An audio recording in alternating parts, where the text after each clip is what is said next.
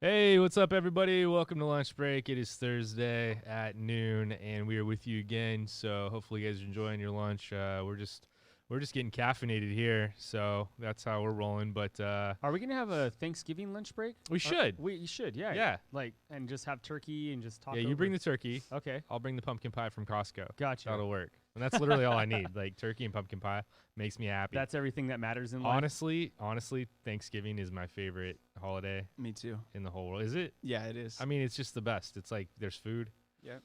and you eat it. I like it. That's good. it. Yeah, Hang it's out with very family. simple. Yeah. I think that's the problem with Christmas, right? Is that Okay. it's so complicated.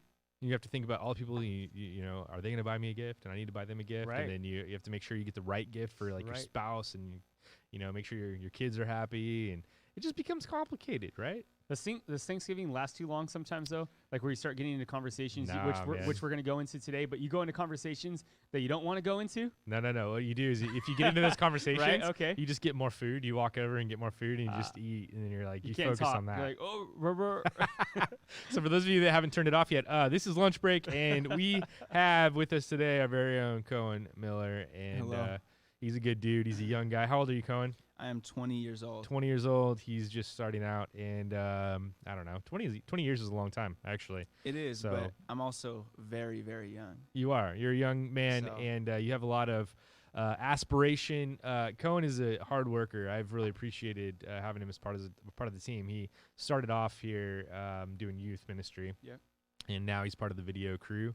And so you might see him running around with a video camera, asking you questions, you know, getting you to do a little social media video or whatever. What's your favorite thing to do at VBF? My favorite things to do at VBF, I like shooting, like not documentary stuff, Mhm. but like with just like creative stuff. Right. We just get so in the like Wednesday promo, Sunday promo. Right, Whenever we right. get to do something Social different, media like stuff. we went up to the ranch and did the men's night thing up there. Yeah. Where we got together with all the leaders and stuff. I shot and just got to put together like a cool video for that. I don't even know if it ever went out, but that I just enjoyed like My doing favorite, videos like my that, being favorite creative. thing is some of you guys have seen the videos of the speakers on Sunday that we've been putting out lately, the little recap video. And Cohen shoots those recap videos, and my favorite is when my dad does it, and Cohen's waiting back there with the Yeah. camera, and he's waiting for my dad to come back, and I'm he's just like, nervous. I'm "Is he like, going to? yeah. Does he want to do it right now? Is he what's Yeah. what's he thinking?" So it's You pretty have to funny. read that situation very carefully. Yeah, it's pretty funny. So, one of the reasons I wanted to talk with Cohen is because he is an anomaly in many ways, but he's a creative. I would consider him a conservative. Are you a conservative guy? Yeah. I would Okay. say so. And so we're going to talk a little bit about politics because he has taken a stand in politics, and you know I think we need to have like a liberal on next time because I want to balance it out. We may have one on here right now. I'm not sure, but no, we don't. I'm just kidding. Vince? So, but we will next time. That'd be really good. But Cohen is more of a conservative guy, but you're young, and most people your age are not conservatives by and large. In fact, I would say one of the reasons that Biden won the presidency is because young people voted. Yeah. They got out and voted, and they voted liberal. And so we're going to talk a little bit about politics. Now, I want to say this. Whatever we talk about here, we're going to share a little bit of our opinions today, which is something we don't do from the pulpit. And there's lots of reasons we don't do that from the pulpit because it's just not the right place. Another reason is I know that everybody has their reasons for who they vote for. And I'm not here to judge anybody based on who they voted for. That's your choice. That's one thing that I think makes America great is that we all have an opportunity to exercise our choices, and we have the ability to disagree. In our church alone, there are liberals and there are conservatives, and there's everyone in between. And Yeah. so I want to just make sure that you guys understand that we're not alienating anyone, but we do want to talk about it because I think that as we all have witnessed this year with COVID and the Black Lives Matter movements and protests and all the things that have gone on in our country, it has dawned on me that politics are much more important. I used to be, for a small period of my life, I went through this phase where I was like, politics aren't important at all. Jesus wasn't political. He was all about just, saving the lost. And I went through this phase.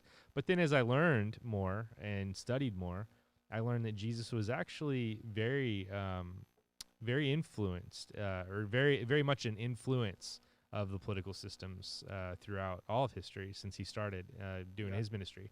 So I want to talk about that. I want to talk about, what our role is and how much we should be involved in politically and what we should be careful about. Because I've seen a lot of people that are very passionate, that are very, it's weird. It's weird. Like, you're red or blue, right? You're on the red team or the blue team. And if you're not on fully on one team or the other, you are definitely setting yourself up for a fight, for an argument. Yes. So I'll tell you this one story, and then I want to talk to you about this. This is one of the reasons I wanted to talk about politics. I was on Instagram. Okay, dangerous place. Yes. And I follow the Bakersfield Police Department. And I read a post from them, and they said, "Hey, we know that there's this video out there about the recent clash between BLM and Trump supporters, and we just wanted you to know that we're investigating it." Right? Mm-hmm. So I saw all these comments, that were very negative toward the police, and I was like, "Dude, I need to comment on this and just say, hey, good job, BPD. You guys are doing great. Keep it up." I got blasted by all these young people. They call me a racist. They call me a criminal. They call me all these different things. I was like, what the heck? I didn't even watch the video at that point, so I made a mistake. I should have watched the video. So I went back. I watched the video, and the police did do a good job. Those people all assumed that I took the side of one group over another, Yeah. I think, which I didn't. I just think it's sad that the police has to go out and it's sad that Americans can't go out and protest without getting into altercations, and that's where we are. And the police are having to busy themselves with that.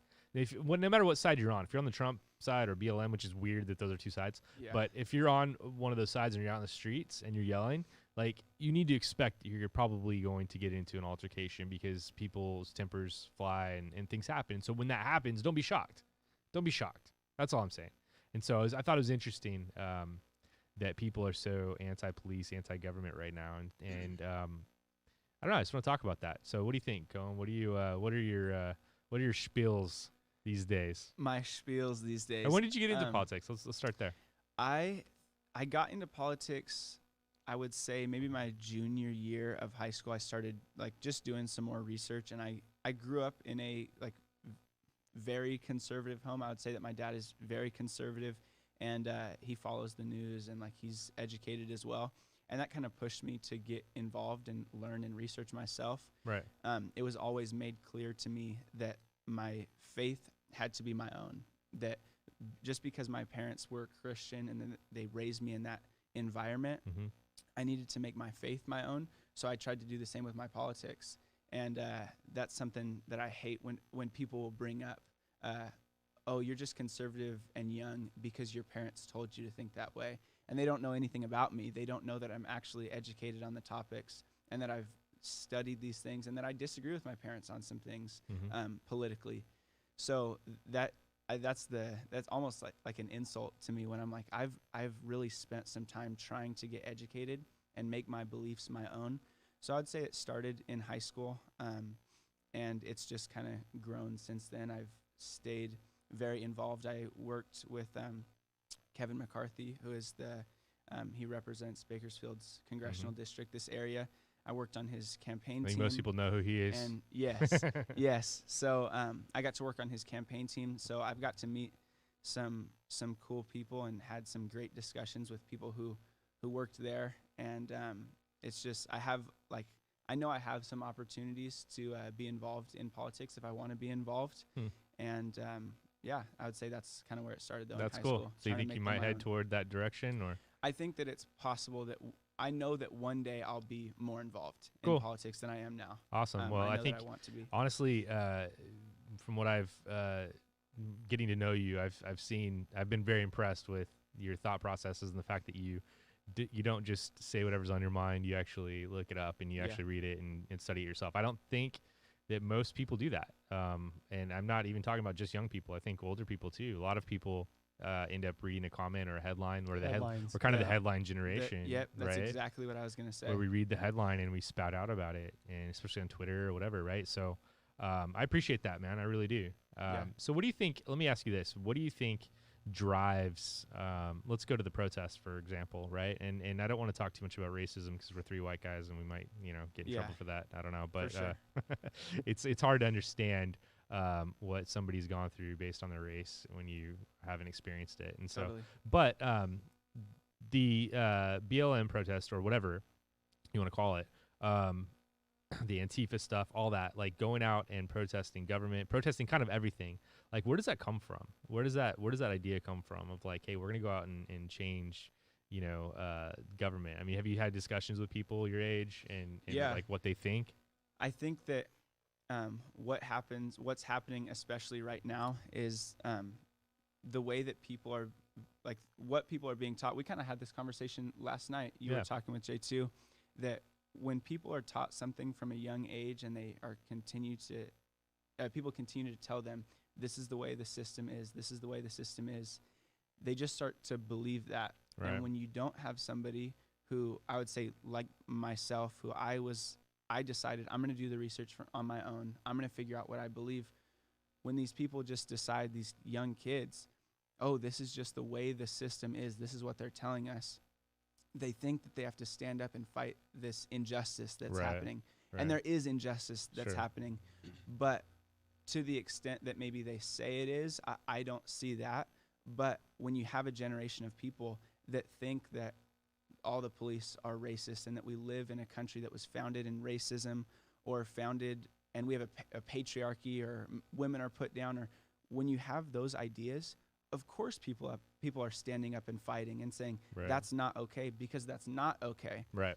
But they haven't taken the time to really sit down and look at the issues deeper than just the How to fix professor. it. Than How to just fix the, it. Yeah, Right. just the professor. That's at what I was college telling thinking. them. I was thinking, like, man, we do have problems in our country, and a lot of the unrest stems from these issues. But where if you're in a boat and there's a leak, what do?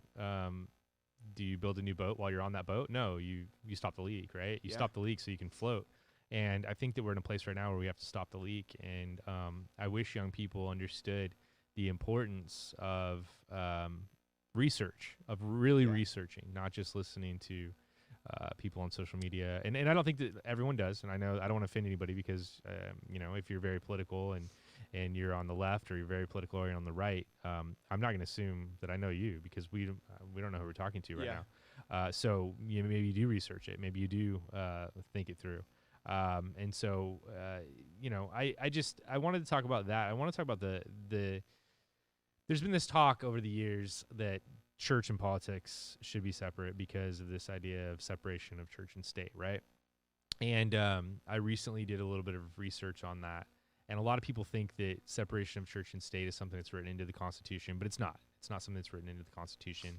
There was a court case in the 40s, and basically that court case decided that that the state or the government authorities can't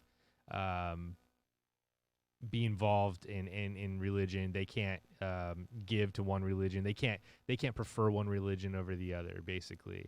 But originally, separation of church and state was written in a letter by Thomas Jefferson, I guess, in the early 1800s, and he basically said that his heart was that he wanted to protect the church from the state. He wanted to make sure that the church didn't control Yeah. the state like they did in England, like the Right. kings and Yep.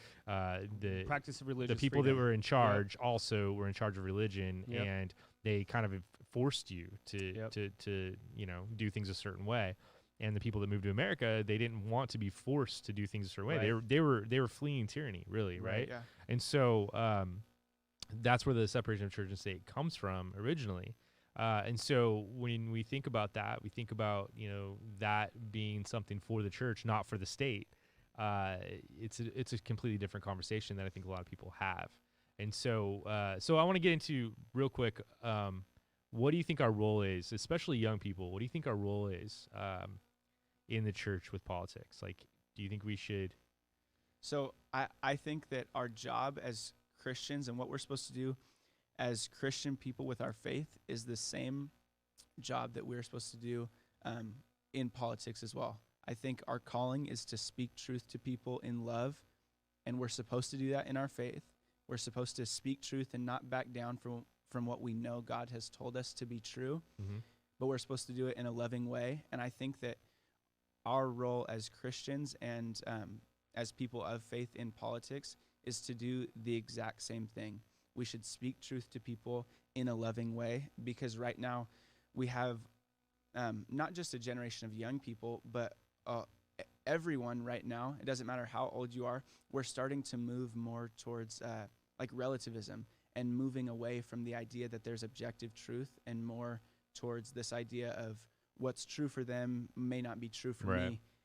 And that's not right. Well, I had never, just recently, I found out that there are people that believe that the Constitution should be editable, basically. Like, you should be able to edit it and you should be able to change it as society changes. And I didn't even know that people believe that, but now I do. And I'm like, okay, well, that makes sense. You know, Right. there's a completely different mindset. And then there are people that believe the Constitution was a pretty well done, God ordained like document, and Right. we shouldn't mess with it. Right. It's kind of the same way people look at the Bible Yep. too, and it's interesting. But then we have amendments. We have different laws that go into place. There's a ton of amendments. There's a ton Right. of different laws that we abide by that weren't written in the Constitution. And so yeah, I don't know. What do you think, Vince? I mean, I think I want to go back, and then I'll go back to this. So I just want, because I want to talk about the riots in the streets, and it goes back to Ford and what you guys are talking about now. So basically, I do think what's happening is Cohen just brought up the point, like, people aren't looking into, you guys are talking about not researching the facts and things like that. I think also what's happened is you have like people in California are dealing with different things than people that are dealing in Oklahoma, dealing in so all that's coming into play too. But I also think there's a lack of empathy. So I think Cohen and I, we've had this discussion. We've heard the phrase, "You haven't walked in my shoes," sure. because Wow. like you had said, like, I don't know what's going on with I don't know what's going on in North Carolina because I'm in California. I know what's going on. I'm in California. I'm in a different culture. I know what's going on here. I can address what's going on in my microculture Sure. in Kern County. Yeah.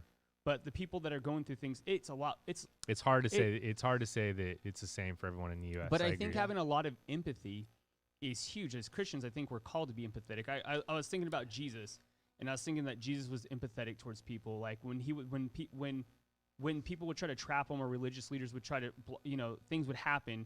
Like, for example, the tax collector. Like, do they not know he's a tax collector? Jesus was empathetic for his walk. He didn't care about where he came from in life. He didn't care about his truths per se. He didn't care. He was there for the tax collector. So there for the person, not there for whatever they believe. Individual, politically. sure. Individual, Yeah. right? The prostitute, right? They're like, does he not know he's a prostitute? It didn't matter to Jesus, right? Because there was he's empathetic towards what she was going through, what was going on with her. The blind, the poor. You can keep making these lists, but there's a lot of empathy. And I think where people get divided, and we talked about this red blue. It's funny because I wrote the red blue. Your dad has an illustration of the red ball, blue ball. Yeah, It makes it purple. I would say I live in the purple ball. Right. Like right. I live in the middle in the sense of like, I don't look at the political divide. But people get so offended at that, and I don't understand why. I'm the same way. So like, I see it as red is way over here, right, Mhm. and blue is way over here, Right. and there's a huge middle, and Right. a lot of people are in the middle, but it's Yeah. not. It doesn't mean that you're like right dead center in the middle, like you're indifferent. It means like if you were to ask me, like right now, I'm not a registered Republican. Okay. I'm also not a registered Democrat. I don't have a party affiliation. And so people think, well, that's Switzerland. You're just being safe. You're playing it Right. safe. But that's not the truth. I'm just being as honest as I can and Right. as real as I can. And I'm saying that I don't agree with everything on the right. And I don't agree with everything on the left. I just don't. I was raised in a way to where, like, I believe in capitalism. I believe in gun ownership. I Right. believe in all these conservative things, right? Right. But at the same time, I believe that we should take care of the poor and we should take care of the people in the community that, Right. that have grown up in as less than. They have grown up not having the opportunities that somebody else had. I do believe in trying to make up for that equality, but to the extent that it's happening now, Right. I don't know. But Like, I think don't- being more understanding of where people are at, because I think that's what's happened. And I'm not saying in this group or any groups that we know. I'm just saying I think people have gone out in riots because they're saying, listen, you don't understand what I'm going through. And again, I don't agree with the extent of the riots. I don't agree with the violence, all those things.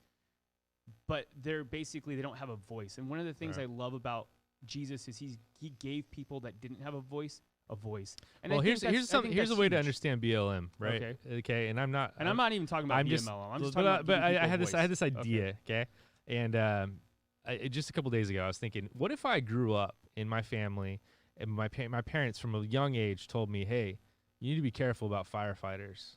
They don't like Joshes. Okay. Like firefighters, Sure. like they won't treat Joshes very well. Like they like everybody else, they'll treat better. But Josh, like if I grew up, and my parents told me that my whole life, right? Then like when I see a fire truck go down the street, I'd be like, Yeah, but I think, I don't know. but You know what I that, mean? again, that comes down to being empathetic, because you hear that. You Right. hear that firefighters are against Joshes, and then you see the Joshes getting messed up by the firefighters, and you're like, oh, that adds fuel to your Right. fire. Well, and then So there's media, truth- it's and like then media is dishonest, Right. and they see a problem, right? Right. And they exploit the problem Right. in order to get to a political gain. And so with that, all that's happening, it's firing up this base of people even more and more, and Well, why do kids believe in Santa? because their parents tell them. Not just because your About parents it. tell them, because Santa shows up And brings there's the a present. So cultural- there's something that there's a happens. cultural There's, thing there's a happening. thing that happens. Right. So But do I think that like government is like, hey, we're racist? No. Do I No. think that government's like, hey, you know, we're against poor people? No. Do I Right. think government's like, hey, we don't want immigrants coming into our country? No, I don't think that the government as a whole is like that. Right. But I think that there have been issues in those areas and they've been exploited. Honestly, that's But I think that's where you divide. That's where the divide is, where people are taught like they identify with red or blue, instead of just saying like let's talk about the issues, which we're like we're Right. very. I would say this group around here, I know we're very pro the issues. yes. Like Right. we're- I and- vote. and I the vote. issues vote I around. vote based on policy and based on issues. Right. And I end up voting on my convictions. Really, I really Right. do. And so that's one of the things where as a Christian, you just have to pray and say, God, what is your will? What do you want us to do? Because at the end of the day, we're all for people. I mean, that's what it comes down to. Like, So- I want people to succeed. I really do. 100%. And you and I'm not just saying that because you're on it. Like you legitly. I was had this conversation the other day. Like I came out of a very, I would say, a Democratic background. Mhm. I was raised that way. But what attracted me to church, I didn't even know the church was Republican or Democrat, that they even had a stand. I think what attracted me to church, that you gave me a voice. The church was able to give me a voice, and not only a voice, but give me a reason and a purpose. And that Right. was bigger than any political divide. That was bigger Right. than any, it just was bigger. Well, than that's that. my take. Is that yes, we need to vote based on the policies, but at the end of the day, our relationship with God and our relationship with each other is more important than our political stances. And so, like I see we're moving into a place where there's more of a divide. There's a line drawn in the sand. And my dad did a sermon on Sunday called "Stand in the Gap," Yeah. and he was talking about being between the two and saying, "Hey, I'm here. I love both of you. I love, and we can have conversations. We can disagree, even when it becomes passionate. You know what I mean? There's some big issues that cause a lot of passion, but at the same time, I appreciate Cohen standing up for his political beliefs, and I appreciate 100%. him, being also open to have conversations with people." From both sides of the I think aisle, what's and that's really dangerous important. is when your political belief, and people aren't gonna like that I'm gonna say this, but when your political belief clouds your spiritual outlook on Yeah, people. it is. Because I think Yeah. what happens is people get so far into this political, left or right, Mm-hmm. and you forget about what Jesus was It's here for. it's like the idea of being prejudiced toward homeless people, right? Like when we see so many homeless people, and like the other day I saw a guy smoking crack on the side of the road, literally smoking crack on the side of the road.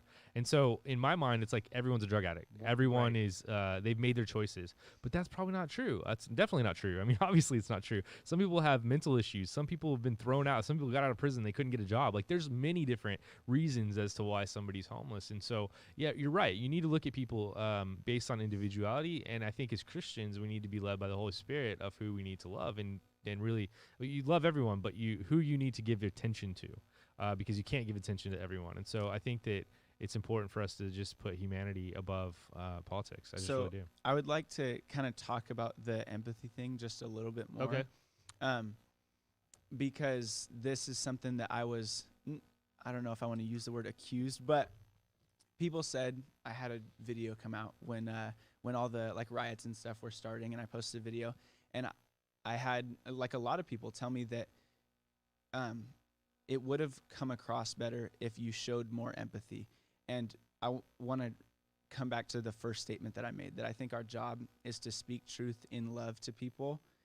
What is the most empathetic thing to do in the situation like we just had with the riots and stuff going on, and people believing that the government, the police, they're racist, they hate they hate black people, they hate minorities, they hate poor people, and they're out to get these people, I felt like the most empathetic thing that I can do is, first of all, I have conversations in my personal life all the time with people of color, and I've talked about these issues. But I think that the most empathetic thing that we can do is speak truth in love. Even though that sometimes that hurts to hear things, even though it hurts to hear, well, maybe it's not going on like we think it's going on. And this isn't just about Black Lives Matter. It's not just about that specific thing. But every possible political argument that there is, I have the conversation about abortion with people all the time, that I think the most empathetic thing we can do is actually tell people what is really going on and talk about the facts of the situation, as long as we do it in love, because we shouldn't lie to people or just say that, what you're doing is okay, right. Giving them a reason to, I agree with you, but would you say that no one wants to hear your truth until they know you care? Yes, I think that that's true. Right, and so I think what's and there's a big thing that we can just spend an hour on, is you get these people that go on social media. I'm not saying you specifically, Cone, because I live life with you and I understand where you're coming from, and you're a really good person and you make great things, but somebody that doesn't know you online, somebody that's never heard of you, they don't know that you actually care, that you research the things, like you said, you get offended. They don't know you from anywhere. You go on there, you make a video, it takes 5 seconds. Me and my wife were laughing last night. I want to share this story because it's really good. When we first started dating, I would play guitar and I would make her songs. This is really, really cheesy. I'm outing myself right now, but I would play her songs on the guitar and I would send her to her. And what I would have to do is I'd have to set up a camera on film, record it, then hook it up to my computer, watch the whole video over, and then burn it to a DVD, and then I'd have to mail it to him. I was living so it's this whole process. Now I was like, it takes 2 seconds to record myself on a phone and send you a video. Like I would go through, I was like, babe, wasn't I just so awesome? Like, think about how hard it was, right? For me to do that. But today it's so easy to go on, like, real hot take, like, oh, let me tell you exactly what's going on right now. And people don't know you. They don't know your truth. They don't know that you actually care. And so they're going to jump all over you. Josh mentioned earlier, he said, good job, BPD. Well, they don't know that Josh actually has a stance he cares about the BPD, but he also cares about the people that are hurting. They don't know him. So it was easy for them to jump on them. Going back to Jesus, it was funny because the people that were constantly trying to get at Jesus was the religious people, and it was almost like they knew him best. But Jesus, the poor, the prostitutes, the tax collectors, all these people, they knew that Jesus was for them. No one had ever stood up for them. No one had ever taken a stand for them, and he did it. And because he did that, they were willing to hear his truth. And so you have a lot of people that are social media warriors, that are keyboard warriors, that are on there, and they have a truth, sure, but nobody knows it. They haven't gone out and done anything. They haven't made an impression. I'm not saying you haven't specifically. And I think that's where people get, and again, that makes the gap bigger because people are frustrated. They're like, oh, who are you to say this? Right, definitely. Do you see what I'm saying? Absolutely, 100%. And I think that people are also frustrated with the church. And I think that when a church becomes a social club and there's no outreach and there's no second thought about other communities, then I think that people get frustrated with that. Because I made a joke the other day on the pulpit, which I shouldn't, about the church looking like a socialist organization. Because in Acts, you see the church and they're giving to everyone in need, and it looks very socialist when you look at the actual definition of socialism. But the difference is, and there's a big difference, a huge difference, is the church was choosing to do this rather than the money being taken from them and their taxes and then distributed to people that may not be responsible with it. It was a difference. And the church was taking care of each other. They were taking care of the people in the body, and they were choosing to do so. And if the church did that, I think that people would look at the church and say, man, they're doing something here. You know what I mean? What's crazy is the church still, religious people, and I'm not a socialist, and I'm not pro-socialism, by the way. Religious people still to this day give more to charity than any other group, on the planet. They do. And I think that idea of giving to the poor and helping your neighbor is, I think, still uniquely a value of Christianity and helping others, because we can see that reflected in how much people give to charity and how much people help out in their community. It's still something that the church does more than anybody else, but just because that's the way it is right now doesn't mean that we should still just, be neutral and be like, all right, we already do it the most. We should still push and try to do it even more, right? Because that is our job. But yeah, we're still doing that. So I want to end. I think we have a little bit more time. I just want to open this up and then you guys can discuss it. So in Matthew 22:17, basically there's the religious set of people. They come to Jesus and they try to trap him. Jesus knows they're trying to trap him. They say, hey, should we pay taxes to Caesar? Should we pay imperial money to Caesar? Right. And he knew, it says in the word that he knew that they were trying to hang him up. And they said, well, bring me the coins. Bring me the coins. And so he brings them to him. They're like, well, whose face is on the coin? They say, well, it's Caesar's face. And they say, well, pay Caesar what is his, and then pay God, or, not pay God, but give to God what is his, which is, you can say in this statement, everything else. Like, give Caesar back what is his, and then give back to everything else. So I looked at that, and I said, it's interesting because Jesus in some ways gives a politically correct answer. Right. Because he doesn't say, well, see, like, this doesn't matter. He doesn't say, well, this is garbage. Like, who cares? Right. He doesn't say, this doesn't matter. It's all about this. He doesn't say you're not a part of that system. He didn't say you're part of it. He didn't say any of that. Right. He gives a very in the middle statement, right? And it's almost like he gives it to, obviously he knew they were trying to trap him, so you can go back and say, well, he was trying to protect himself. But I really think it was much bigger. I think what he was saying, the coins, he was saying, it's funny because why would he even say, bring me the coins? He knew who was on the coin. Yeah. He was saying everything else is God. Everything else in this world matters to God. Now, culturally speaking, he couldn't even, there was no freedom of speech. There was no freedom of, he couldn't say, well, whatever was on his mind. And because if he would have, then obviously there was, they were trying to trap him. They were trying to trap him. So there is not that. But going into that, my whole point is that Jesus, in political thing, his mind wasn't on what was happening politically. I think the people wanted him to overthrow the government, and we were talked about in our Bible study the other day. If you go through the Bible bookmark, where Jesus rises again, they didn't believe because they thought Jesus was going to overthrow the temple, that he was going to do all this stuff. They thought he was going to come and bring the Jewish people to this They thought he was a political leader. They thought he was a political leader in some ways, and he said, "No, my mission." When on he earth, spoke of the kingdom of heaven, they thought that was a kingdom on earth. My purpose is the kingdom of heaven and God and people, and everything revolves around that. Now, I'm not saying that earthly stuff doesn't matter, because it's our job to be on earth and to live with the people on earth and take care of what's happening here. But if it's not first kingdom minded, if it isn't first God first, then it really shouldn't matter. At the end of the day, people get fired up about politics, but it says in Romans 13 to be subject under every government, because God is the one that places people in government and in charge, basically. I mean, it's not the exact wordage. You can look it up. But that idea is really something I think Christians should take seriously. Yeah.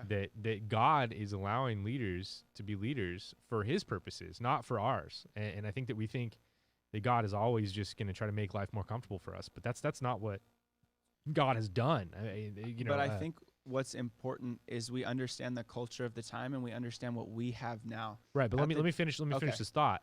God isn't just trying to make it more comfortable for us. Yes, he wants us to have good lives. Yes, he wants us to be happy and all those things.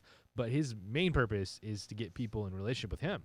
Right. Get people to turn to him, to be devoted to him. Right. I did a sermon a while back called "What Does God Want?" We never think about that. What does God want? He wants our devotion. He wants our hearts. Right. He wants our relationship.